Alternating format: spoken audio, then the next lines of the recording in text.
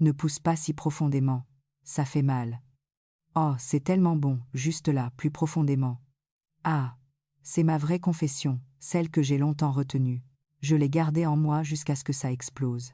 Si seulement Madame Dubois me le permettait, je pourrais tout supporter.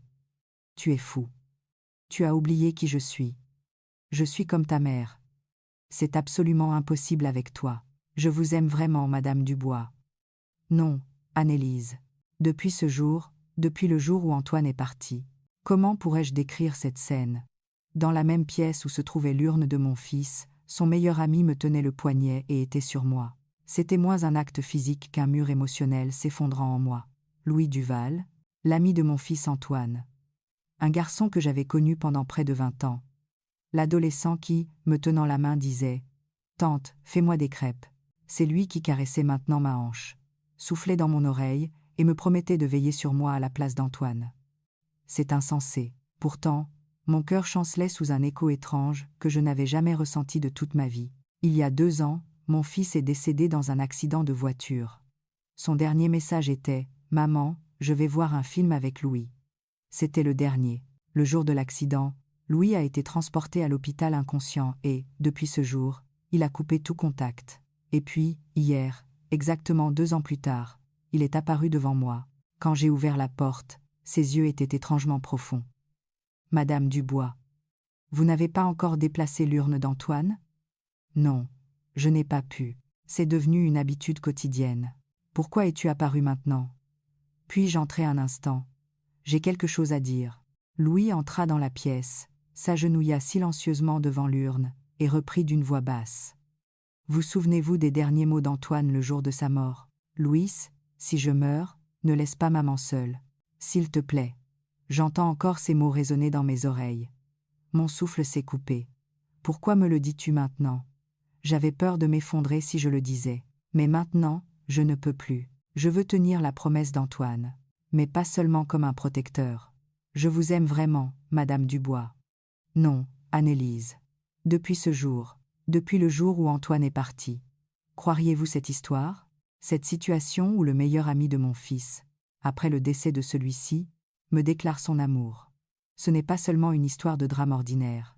Au moment où la vérité d'une personne vivante et d'une personne laissée pour compte s'entrechoquent, quel choix pouvons-nous faire ? Cette histoire que je vais vous raconter maintenant est le récit du désir, de la culpabilité, de la guérison et d'un amour interdit de Jeanne Laurent. Et vous, si vous entendiez une telle confession, que feriez-vous ? Soyez honnête. Vous direz que c'est absurde, mais n'avez-vous pas vacillé au fond de votre cœur ? Si vous avez des écouteurs, mettez-les maintenant. Ce n'est pas qu'un simple son, mais une histoire très profonde d'amour et de pardon. Et si cette histoire vous intéresse, n'oubliez pas de laisser un pouce bleu, de vous abonner et d'activer la cloche. Maintenant, l'histoire la plus honteuse et la plus passionnée de ma vie commence. Cette nuit-là, assise au milieu du salon, je fixais l'urne d'Antoine d'un air absent, quand une pensée me frappa soudain.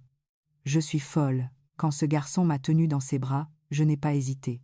Au contraire, j'avais envie de m'appuyer contre lui. Mon esprit était confus. Louis avait à peine 27 ans. Il avait 2 ans de moins que mon fils, et, depuis l'université, il ouvrait notre réfrigérateur comme si c'était le sien. Ce même garçon me tient maintenant la main et me dit qu'il m'aime. Le lendemain matin, j'ai préparé mon café comme d'habitude. Dehors, une pluie printanière tombait doucement, et sur l'évier, il y avait le gobelet en papier que Louis avait laissé la nuit précédente. Pourquoi cette trace qu'il a laissée est-elle si chaleureuse ? Alors que j'arrêtais de faire la vaisselle, la sonnette a retenti. « Oh, c'est toi ? Annelise, avez-vous un moment ?»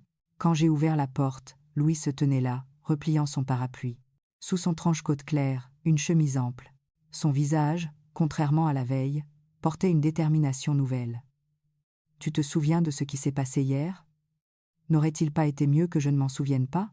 Mais je suis encore plus certain aujourd'hui qu'hier. » À ces mots, j'ai simplement détourné la tête.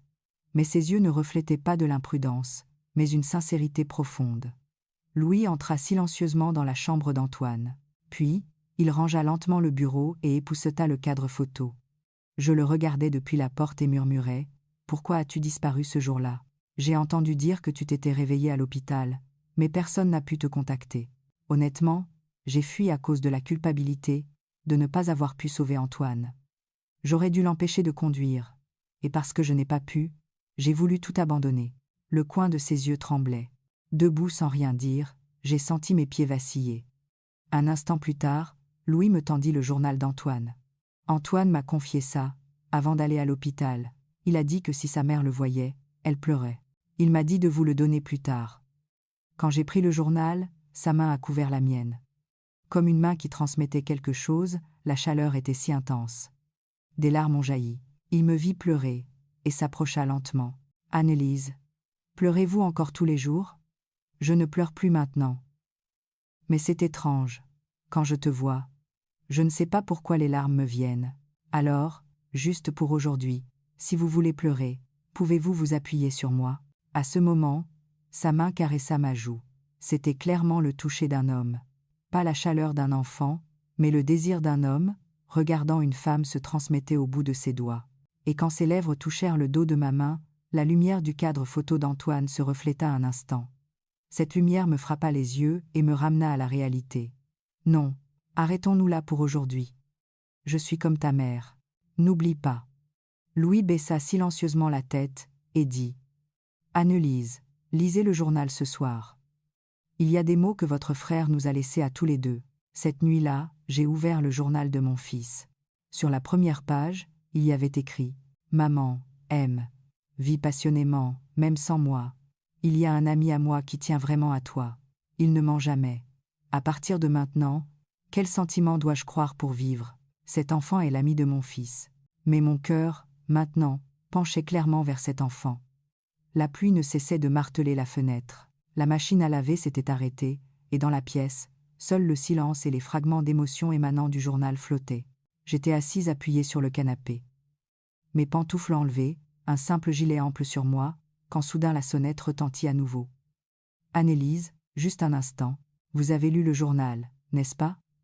Quand j'ai ouvert la porte, Louis est entré prudemment, ses cheveux mouillés peignaient en arrière, et sur la table basse en face de moi, il a posé une petite boîte. Dans la boîte, il y avait une paire d'anciennes bagues que j'avais offertes à Antoine. Mon frère a dit que celles-ci devaient toujours revenir dans vos mains. Il les avait même emportées dans son sac avant l'accident. Je l'ai regardé sans rien dire et ai baissé la tête. Puis Louis s'est assis à côté de moi. « Annelise, pourquoi tremblez-vous autant ? » « Je ne tremble pas, c'est juste que cette émotion me fait tellement peur. » À ce moment, sa main a couvert la mienne. Sous cette douce pression, j'ai fermé les yeux malgré moi.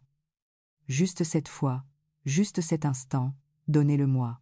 Je vous protégerai. Si vous désirez quelque chose maintenant, que ce soit moi. » Ses lèvres sont passées du dos de ma main à mon poignet, puis ont doucement remonté mon bras, effleurant le dessous de mon coude et se sont rapprochées de ma gorge. J'ai senti tout mon corps réagir par des spasmes. Son souffle me chatouillait l'oreille, et la pointe de sa langue léchait légèrement ma nuque, me faisant soupirer d'un souffle tremblant. « Arrête. Non. Ça dépasse les bornes. Mais pourquoi réagissez-vous si passionnément ?» Il a encerclé ma joue et a lentement rapproché ses lèvres. Le premier contact de ses lèvres fut comme un rayon de soleil, perçant les nuages, éblouissant, et le baiser qui suivit fut comme une vague qui mouillait mon intérieur asséché depuis des années. « Sais-tu qui je suis maintenant ? Tu es l'ami d'Antoine. Tu es mon fils. C'est vrai, mais maintenant, vous êtes une femme pour moi.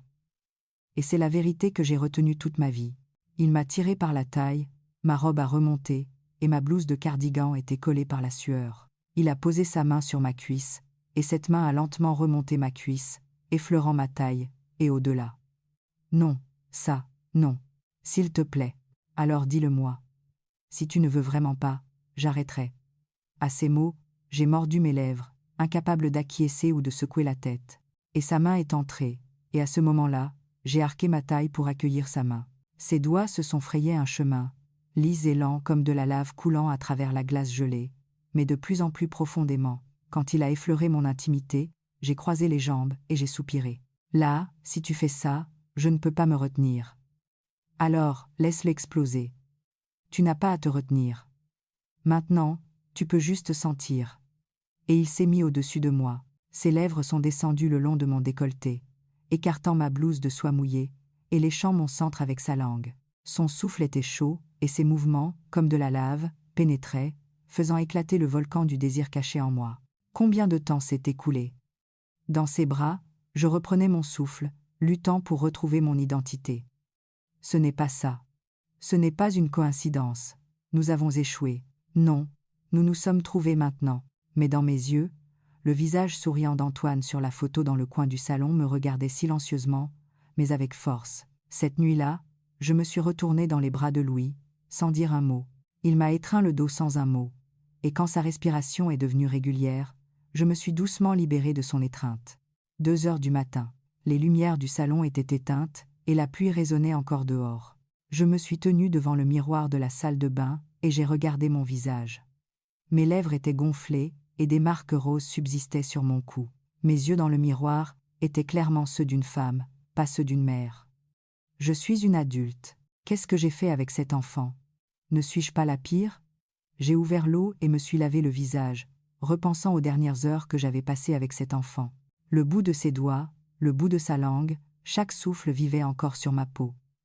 Le journal de mon fils était toujours ouvert sur la table de chevet, et il y avait une note que Louis avait laissée dessus. « Annelise, aujourd'hui a été le jour le plus sincère de ma vie.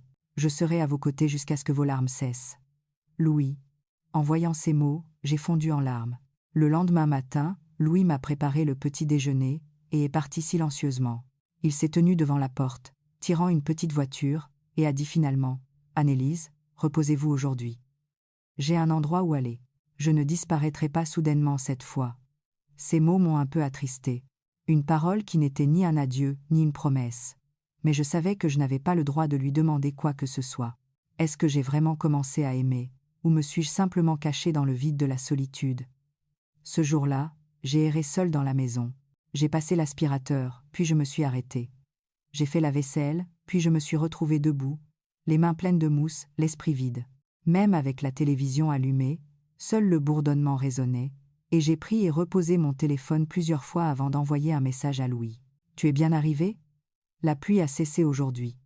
Merci pour le petit déjeuner. » Après l'envoi, il n'y a eu aucune réponse. Le soir, le fait qu'il ne me contacte pas a commencé à m'inquiéter de plus en plus. L'idée m'est venue à l'esprit. Et si ce garçon s'était approché de moi avec une intention cachée? Et finalement, j'ai cherché le compte SNS de Louis. Le compte était privé, et la photo de profil était une image floue, du profil d'une femme inconnue. J'ai eu l'impression que mon cœur s'effondrait.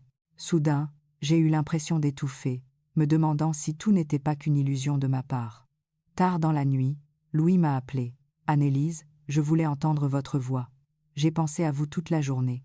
En voyant l'expression de votre visage quand vous pleuriez hier, je n'ai pensé qu'à vous rendre heureuse. Avec qui es-tu en ce moment? Il y avait une femme sur ta photo de profil. C'est quelqu'un que j'ai fréquenté brièvement il y a longtemps. Quand Antoine est mort et que j'étais perdue, je ne pensais à rien à ce moment-là. Mais maintenant, c'est fini entre nous. Vraiment. » À ces mots, je n'ai plus rien dit. Je voulais croire qu'il était vraiment venu me protéger, comme le dernier souhait de mon fils. Mais je ne pouvais pas encore être sûre de son passé ou de l'étendue de sa sincérité, et cette incertitude me faisait douter de mes propres sentiments. Cette nuit-là, je me suis agenouillée devant la photo de mon fils endormi, et j'ai dit « Antoine, maman a-t-elle vraiment le droit d'aimer? C'est ton ami, mais c'est la première personne qui a ravivé mon cœur. » Antoine, sur la photo, ne dit rien. Il souriait juste joyeusement. Je suis maintenant devant un amour qui menace de s'effondrer. J'ai peur que ce soit un péché de s'appuyer sur quelqu'un, mais j'ai aussi peur d'être à nouveau seule. Cet enfant a dit qu'il m'aimait. Et moi aussi, je suis ébranlée par cet enfant que je ne peux nier. À partir de ce jour, Mina et Ki-hoon se sont rencontrés 2 fois par semaine comme s'ils s'étaient donné rendez-vous. Il n'y avait pas de mots spéciaux, mais Ki-hoon arrangeait souvent son emploi du temps au bureau de comptabilité pour rentrer tôt, et Mina passait de plus en plus de soirées à l'attendre, en préparant une soupe chaude. Leur relation était une répétition difficile à définir, mais qui confirmait clairement qu'ils n'étaient pas seuls. « C'est des nouilles aujourd'hui. Vous avez dit que vous aimiez l'odeur de la farine la dernière fois, n'est-ce pas? Oh, vous vous en souveniez. C'est effrayant. J'ai peur de tomber encore plus amoureuse, si je reçois ce genre de choses. » Mina a souri et a versé une louche pleine de soupe dans son bol. Mais derrière son sourire, on pouvait apercevoir une légère anxiété, prête à éclater à tout moment. Ce soir-là, dans la ruelle en bas de l'appartement de Mina, une silhouette familière est apparue. C'était Jong-mi, la femme de Ki-hoon. Elle tenait un sac de courses et semblait regarder l'immeuble de Mina avant de faire demi-tour. Mina, qui a vu la scène depuis la fenêtre, a eu l'impression d'avoir le souffle coupé. Ki-hoon ne l'aurait pas remarqué, n'est-ce pas, qu'il vient souvent ici? Le lendemain, Mina n'a rien dit à Ki-hoon. Au lieu de cela, elle a passé la journée entière anxieuse, et même en s'asseyant devant le miroir, ses yeux vacillaient. Elle se demanda, ce sentiment est-il de l'amour, ou est-ce une illusion de solitude? Quelques jours plus tard, Ki-hoon est apparu avec un petit cadeau. Juste une tasse en céramique dans un sac en papier, sans emballage. Je suis passé par un atelier d'artisanat du coin à l'heure du déjeuner. J'ai pensé que ça vous irait bien, Mina. Tu sais que je deviens plus vulnérable quand je reçois des choses comme ça, n'est-ce pas? Je sais. Mais il ne faut pas. Je veux être vulnérable. À ces mots, Mina a eu les larmes aux yeux. Ce n'était pas un simple objet, mais la preuve d'une pensée. Elle a délicatement pris la tasse, la texture au toucher était chaude. Ki-hoon, ne sommes-nous pas en train d'aller trop vite? Nous ne voulions blesser personne, mais finalement, nous nous sommes blessés. Nous sommes déjà pleins de cicatrices, mais si nous guérissons ensemble dans cet état, est-ce mal? À cette réponse, Mina est restée silencieuse pendant un long moment. Il n'y avait pas de bonne réponse. Cependant, comme l'avait dit Ki-hoon, ils étaient tous deux des gens qui vivaient avec de profondes blessures dans leur vie. Quelques jours plus tard, Mina a de nouveau rencontré Jong-mi au supermarché du quartier. Jong-mi s'est arrêté un instant, a regardé Mina, puis a engagé la conversation. « Comment allez-vous, sœur? »« Oh, je survis juste, jour après jour. Vous parlez souvent à mon mari ces derniers temps, n'est-ce pas ?» À ces mots, Mina a eu un pincement au cœur. Le regard de Jeong-mi avait une acuité qui frôlait la certitude. « Qu'est-ce que tu veux dire? » ?»« C'est juste un sentiment, un pressentiment de femme. Vos yeux sont très différents d'avant. Jong-mi, Ki-hoon et moi, nous avions juste besoin de réconfort mutuel. Le réconfort ne se transforme pas si facilement en amour, n'est-ce pas? Jong-mi a laissé un sourire amer et est parti. Mina est restée là, immobile, reprenant son souffle, incapable de bouger pendant un long moment. Cette nuit-là, Mina a débouché une bouteille de vin seule. En inclinant son verre, elle a murmuré doucement. « Pourquoi n'es-tu pas à mes côtés? Et pourquoi cette personne fait-elle battre mon cœur? Jin-woo, mes chers, cette histoire est-elle trop silencieuse pour être encore plus douloureuse? C'est le moment le plus angoissant, avant le début d'un véritable amour. Si vous avez les larmes aux yeux en ce moment et que vous avez des blessures similaires aux nôtres, fermez les yeux un instant et respirez profondément. Étirez-vous aussi. Maintenant, c'est une histoire plus profonde de l'évolution de cette relation. Cet après-midi-là, une femme inconnue se tenait devant la porte de ma salle de conférence. Vêtue d'une veste beige élégante et de talons hauts, ses longs cheveux lisses encadraient un regard froid. Sans un mot, elle me demanda mon nom. « Madame Dubois. »« C'est bien ça? »« Oui, c'est bien moi. »« Pourquoi? »« Vous connaissez Louis Duval, n'est-ce pas? Je suis son ex-petite amie. » Soudain, mon cœur a raté un battement. Elle a continué d'une voix calme, mais ferme. J'ai aussi longtemps hésité, si je devais le laisser partir ou le retenir jusqu'au bout. À ces mots, j'ai prudemment rétorqué. J'ai entendu dire que c'était déjà fini entre vous. Fini? Alors qu'est-ce que c'est? Elle m'a tendu son téléphone. À l'écran, des messages récents s'échangeaient. Tu me manques. Je suis toujours de ton côté, etc. Sentant mon regard vaciller, elle a finalement ajouté. Il est du genre à se laisser emporter par ses émotions. Il agit sous l'influence de ses sentiments, sans avoir l'intention d'assumer ses responsabilités. Vous êtes trop profonde pour ça, madame. Après qu'elle se soit retournée et ait disparu, j'ai failli m'effondrer dans le couloir. Tard dans la nuit, Louis est venu chez moi. Il tenait une boîte à gâteaux et une soupe d'algues. C'était mon anniversaire. Mais à ce moment-là, je ne pouvais rien dire. Annelise, c'est votre anniversaire aujourd'hui, n'est-ce pas? Vous vous souvenez qu'Antoine me laissait toujours choisir le gâteau parce qu'il était trop paresseux chaque année? Alors cette année aussi, je l'ai choisi. Je ne pouvais ni rire ni pleurer. Pourquoi t'accroches-tu encore à cette femme? Elle est venue me voir aujourd'hui. Elle a dit qu'elle avait encore des sentiments pour toi.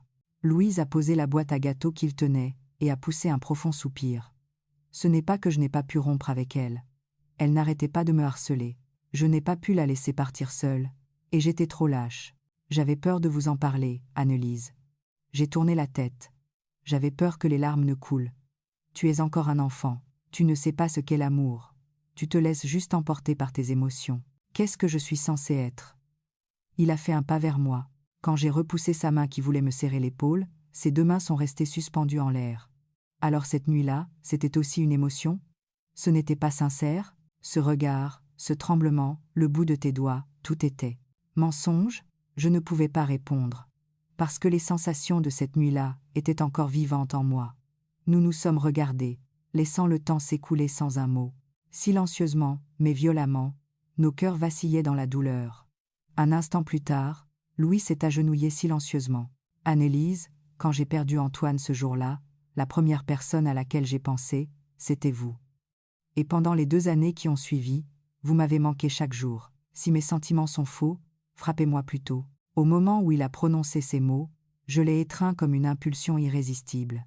Pourquoi es-tu un enfant si stupide? Dans ses bras, j'ai finalement fondu en larmes. Et ses lèvres ont cherché ma joue, mes yeux, et à nouveau mes lèvres. Cette nuit-là, nous nous sommes de nouveau noyés dans la mer du désir. Cette fois, il n'y avait ni culpabilité ni raisonnement fallacieux. Il a couvert mon cou de baisers, et je l'ai serré dans mes bras, m'effondrant. Ses mains ont remonté le long de mon dos, défaisant doucement les bretelles de mon soutien-gorge, et ses lèvres ont plongé dans mon décolleté, léchant mon centre comme pour dire sans un mot. Crois-moi, juste pour cet instant. Cette fois, je te donnerai tout aussi. Sans rien cacher, sans fuir.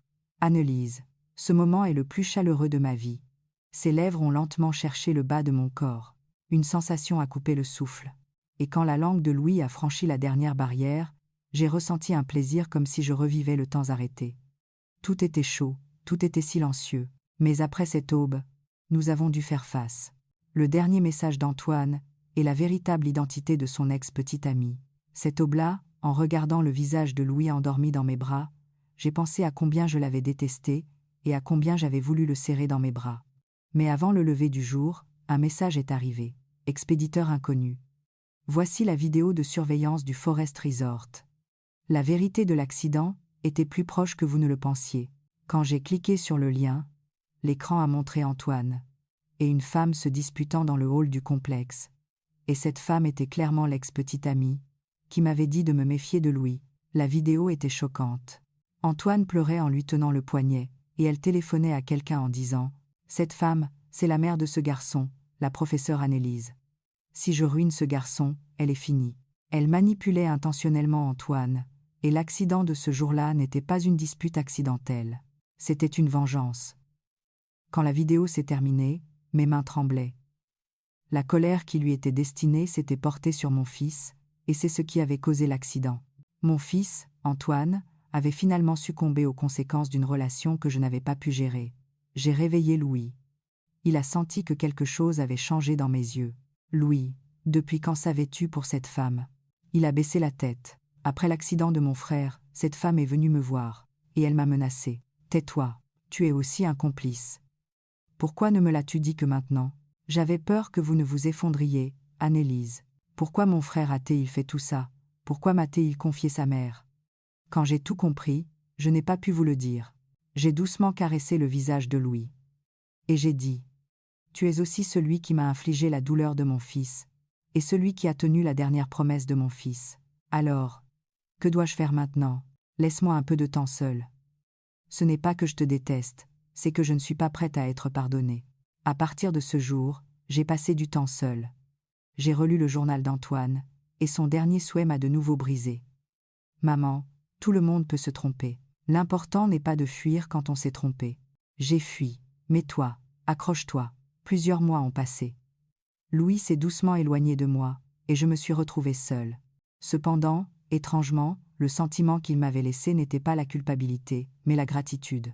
Et un jour de printemps, une petite plante en pot a été placée devant ma salle de conférence. Sur l'étiquette, il était écrit à la main « Annelise. Grâce à vous, j'ai su ce qu'était l'amour. Si ce sentiment est encore vivant, je suis là, Louis. » J'ai tenu le pot dans mes bras, et je suis restée là pendant un long moment. Être que l'amour ne commence pas en recommençant avec quelqu'un, mais en comprenant pleinement une personne. Et cette nuit-là, pour la première fois, j'ai souri devant l'urne d'Antoine. Antoine, maman va bien maintenant. Et cet ami, c'était vraiment un bon garçon. J'ose croire que tout amour dans le monde ne peut pas être un péché. Car maintenant, Un rayon de printemps a aussi trouvé son chemin dans mon cœur. Qu'est-ce que l'amour? N'est-ce pas un nom que nous portons toute notre vie sans jamais le prononcer, et qui en est d'autant plus douloureux? Annelise a tenté de surmonter la culpabilité, la perte et le regard du monde face à l'amour qu'elle a rencontré. Et finalement, elle a compris. L'amour n'a besoin de la permission de personne, peut être qu'en ce moment même, nous nous laissons submerger par les normes du monde, réprimant nos cœurs et nous abandonnant en disant « Je suis vieille, j'ai des enfants, je dois garder la face ». Mais l'amour, retrouvé à la fin de la vie, était plus ardent que tout et plus honnête que n'importe quel mot. Elle a finalement pardonné à son fils et s'est pardonnée à elle-même. Et elle a décidé d'aimer un homme pleinement. Et vous, qu'auriez-vous fait? Si l'ami de votre fils faisait battre votre cœur et ravivait des émotions que vous aviez ignorées, auriez-vous pu repousser cet amour? Est-ce que quelqu'un ne vous est pas venu à l'esprit en ce moment? J'espère que cette histoire a touché le plus profond de votre cœur et y a fait vibrer le sentiment de l'excitation. Et nous vous murmurons doucement, mais profondément, que maintenant, que les jours à vivre sont plus courts que les jours vécus, nous pouvons être plus honnêtes. Ne manquez pas cette histoire intense d'amour interdit et de secrets entrelacés en vous abonnant et en activant la cloche. La réunion du premier amour, l'histoire de la tentation interdite et d'autres. Sagesse de vie et histoire émouvante sur notre chaîne. Veuillez laisser un commentaire, cela nous encouragera grandement à choisir la prochaine histoire.